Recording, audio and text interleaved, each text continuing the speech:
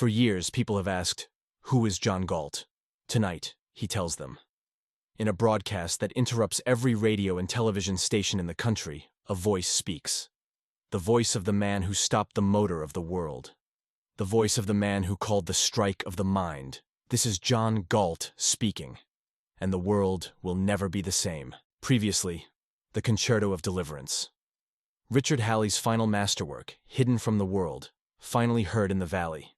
Music that captures the emotional meaning of liberation. The sound of a mind freed from the need for permission, validation, approval. Welcome back to Atlas Shrugged. This episode covers the novel's philosophical climax, John Galt's radio address. In the book, this speech spans 60 pages. It lays out Rand's entire philosophy: metaphysics, epistemology, ethics, politics, aesthetics. It explains why the producers went on strike and what they demand for their return. We can only touch on the highlights here. But even summarized, the speech contains ideas that challenge everything the outside world believes. Galt begins with a simple observation. The world is collapsing because its morality is wrong. For centuries, you have been taught that your moral duty is to serve others. That selfishness is evil and sacrifice is good. That your life is not your own to live as you choose. And you have obeyed. You have sacrificed your desires, your ambitions, your happiness to the demands of others. You have felt guilty for succeeding and virtuous for suffering. The result is the world you see around you. A civilization built by the selfish producers and destroyed by the morality that condemns them. I have called a strike, says Galt. Not against your bodies, but against your morality. I have removed the men of ability who once served you. I have given you exactly what your morality demands. A world run by those who despise achievement. Now, live in it. Galt offers an alternative. A morality based on life.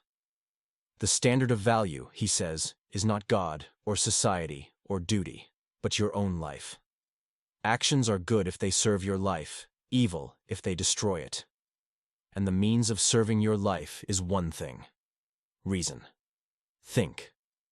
That is the first commandment of this new morality. Use your mind to understand reality, to identify what you need to survive, to create the values that sustain your life. Trade. That is the second commandment. Deal with others through voluntary exchange, giving value for value. Do not seek the unearned, not in wealth, not in love, not in admiration. Produce. That is the third commandment. Create more than you consume. Add to the world rather than subtracting from it. Be a maker, not a taker. This is the morality of the producers. It asks nothing of you except that you live, really live, using your mind, creating value, earning your happiness. The strike will continue, Galt declares, until you learn to respect the mind. We are not fighting for material wealth. We are fighting for a principle, that the man who creates value has a right to keep it. That achievement is not a sin. That happiness is not a crime.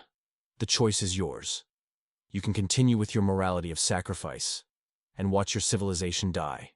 Or you can accept that selfishness is a virtue, that the mind is noble, that life is good. We will return when you are ready to say, we do not need you to sacrifice for us. We only need you to stop sacrificing us for others. When you are ready to deal with us as traders, exchanging value for value, respecting our rights as we respect yours, we will rebuild the world. Until then, we will wait, and the lights will continue to go out. This is John Galt speaking, the mystery revealed at last. The man who asked the world's most haunting question has answered it. He is the man who refused to accept the morality of sacrifice. He is the mind on strike. His speech is a challenge.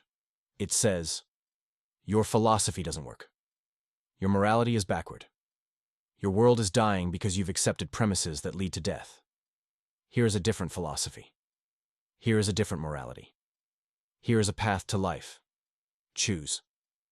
The speech ends, but its words echo. Some listeners are outraged. Some are bewildered. And some, a few, feel something they haven't felt in years. Hope. The recognition that they're not alone. that there's an alternative. John Galt has spoken. Now the world must decide. See you in the next episode.